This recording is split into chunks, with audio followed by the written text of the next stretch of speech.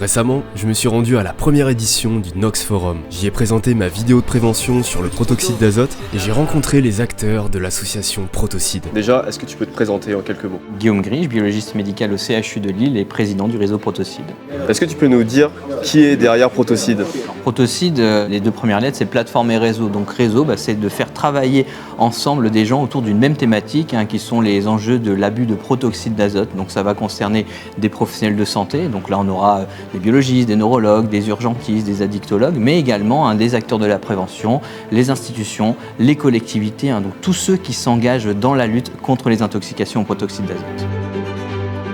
Cécile Bossard, médecin urgentiste à Lille, impliquée dans la filière Protocide, présidente du congrès Nox Forum 2026. C'est le premier congrès international sur la thématique et l'objectif c'était de rassembler tous les acteurs dont vient de parler Guillaume autour d'une même table pour essayer d'échanger, de discuter et de faire émerger des idées, des solutions ensemble avec un travail qui soit commun et pas éparpillé dans divers endroits. Donc moi je suis Damien Scriffé, je suis médecin addictologue, donc je travaille à l'hôpital de Lens et je suis responsable de la prévention au sein de l'association Protocide. Et en tant qu'addictologue, en quoi une démarche comme Protocide est importante? En addictologie, on a un intérêt important, c'est celui de la pluridisciplinarité. On ne peut pas travailler tout seul. La force de Protocide, c'est d'avoir créé et permis un réseau, notamment de professionnels de santé qui viennent de plusieurs disciplines. De façon plus générale, ça permet de se rendre compte que cette problématique, elle grandit et qu'on n'est plus tout seul dans notre coin à prendre en charge des patients. Peut-être faire remonter des choses aussi plus haut pour qu'il y ait une législation qui change, pour qu'il y ait des choses qui se mettent en place. Est-ce que tu peux te présenter en 2 mots? Alors je m'appelle Benjamin Touzé, je suis doctorant au sein du laboratoire IMPEX de l'Université de Lille et je travaille sur l'identification de nouveaux marqueurs biologiques pour la prise en charge des patients intoxiqués au protoxyde d'azote. Benjamin, pourquoi c'est important de communiquer sur les dangers du protoxyde d'azote? Parce qu'on a de nombreux effets qui sont encore méconnus ou très peu connus par le grand public. On pense surtout protoxyde d'azote avec troubles neurologiques. On observe qu'en fait on a de plus en plus de patients qui ont des cas de thrombose, des cas de troubles psychiatriques et encore on a très peu de recul sur cette substance. Ok, donc là ça donne du boulot pour la recherche médicale. C'est ça, ça donne pas mal de perspectives de recherche et c'est pour ça qu'on intervient également au sein de ce congrès, c'est pour avancer avec les différents acteurs vers des meilleures solutions pour ces patients.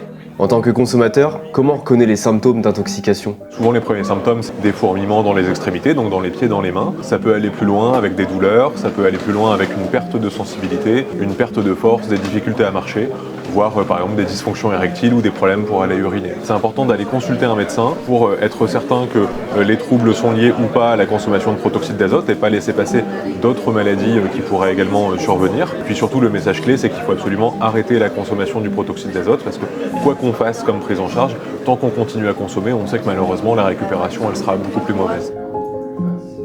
Et d'après vous, en termes de communication, sur quoi il serait crucial de communiquer autour du proto? Ce qui serait important de communiquer, c'est les limites à ne pas dépasser lorsque l'on consomme du protoxyde d'azote. La plupart des risques sont connus par les jeunes, mais comment finalement reculer d'un pas et pouvoir ne pas dépasser cette limite pour ne pas gâcher la fête finalement. Alors Madame la Ministre, comment on pourrait faire de la prévention efficace contre le mésusage du protoxyde d'azote? Je pense qu'il nous faut mener des campagnes de prévention avec tous les interlocuteurs, mais surtout il va falloir réellement continuer de nommer les choses et y aller de manière très cash. Moi je pense que c'est ça qui peut fonctionner, c'est ce qu'on va lancer avec une campagne avec la délégation à la sécurité routière, mais il nous faut l'amplifier sur tous les sujets parce que ce n'est pas qu'un enjeu effectivement de sécurité routière, c'est un enjeu très très large de santé publique, aussi environnemental quand on échange avec les maires. Donc il faut multiplier les campagnes pour qu'elles puissent vraiment toucher aussi tous les publics et tous les jeunes pour éviter cette première consommation. Emeline, est-ce que vous êtes satisfait de cette première édition du Nox Forum? On est très satisfait, on a énormément de personnes qui se sont inscrites, ça a même dépassé nos attentes. Et donc c'est plutôt mission réussie?